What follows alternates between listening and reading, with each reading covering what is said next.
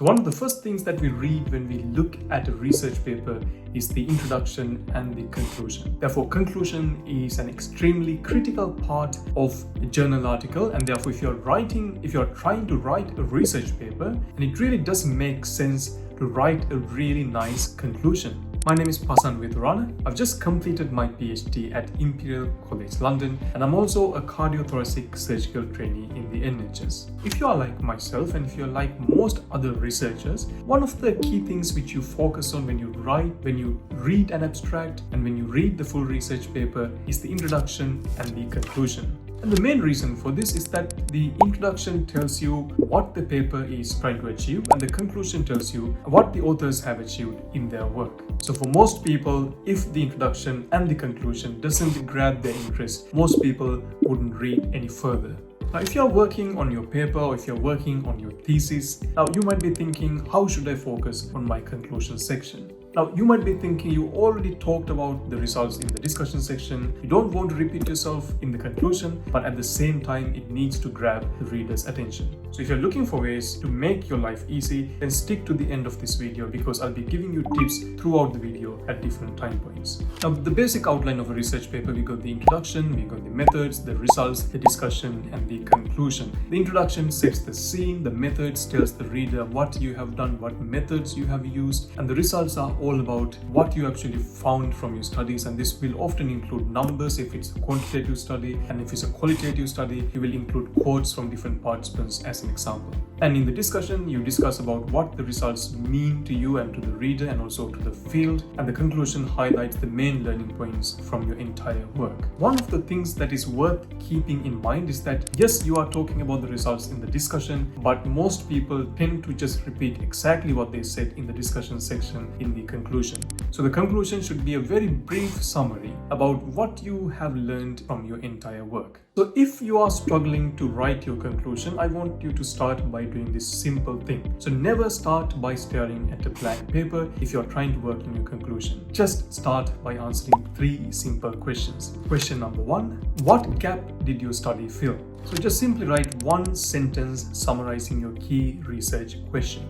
And then the second point is, what exactly did you find? Now, this could be about 2 to 3 sentences about the main findings from your results section. Obviously, you don't have to write the entire thing. So if you were to pick 2 or 3 points that highlights or that should be highlighted to the reader, or that is most important in your paper, then just write those 2 sentences for that second part. And the final point is, what exactly does this mean for the future? So this would be the future directions and the practical implications resulting from your work. So as an example, let's say that your study was looking at the impact of exercises on patients who are about to have surgery. So the patients, therefore, let's say, took part in an exercise program, they had the operation, and then you're looking at if the patients are recovering faster because they had the exercise program prior to the operation. So in this example, your question could be the impact of exercise before the operation on the recovery times following surgery. And you might have had 2 groups in your study. You might have a group which took part in exercise before their operation, and another group which didn't take part in any exercise and they just went straight in for the operation. If you're looking at the post-operative exercise function for these 2 groups of patients, let's say you looked at the 6-minute walk test for each of these different groups, and therefore your main result would be the 6-minute walk test for each of these groups before and after the operation and how it has changed. So that would be your results in a nutshell. And then what does this mean for the future? If your study was big enough and it was statistically powered to work out if the exercise program was effective, then you can safely conclude that for that specific group of patients, that program proved to be effective. So if your sample size was, let's say, smaller, then you can conclude that you would need a bigger study to make more meaningful conclusions. So that is just a very, very brief example. Obviously, it depends on so many different factors and the study design.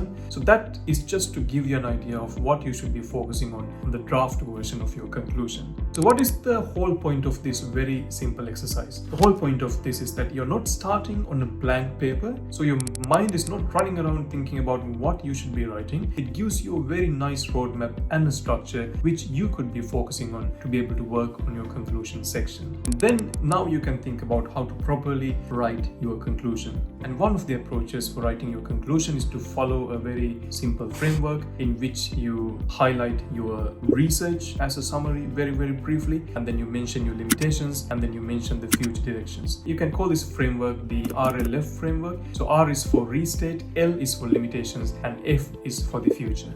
So when you restate your contributions, you start by highlighting why your research is unique.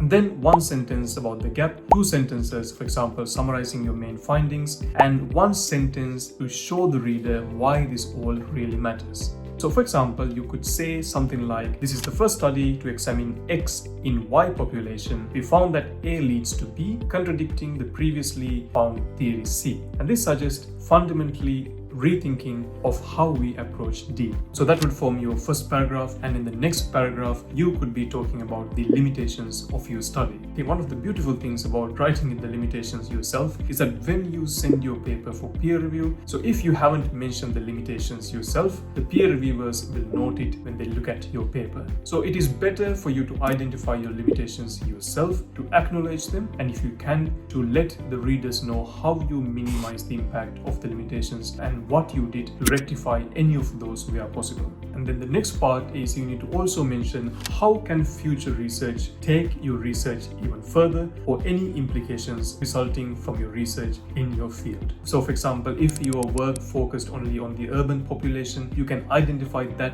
in your limitations, and for your future work you can mention that any future research should also extend to the rural population to capture the bigger picture. So like I said previously, if you identify what you could have done better, then the reviewers really can't point that out as a shortcoming in your paper, because you've already acknowledged it and you mentioned how it can be addressed going forward. And if you've got any other frameworks which you follow when you write your conclusion, then do drop them in the comment section. And if you're finding this video helpful, then please do like this video and share it with your friends so others can see it as well. And then the final approach to writing your conclusion is to make sure that one sentence flows from one to the next, so it makes sense to the reader, especially if they are just focusing on the conclusion section when they read your abstract or when they read your paper.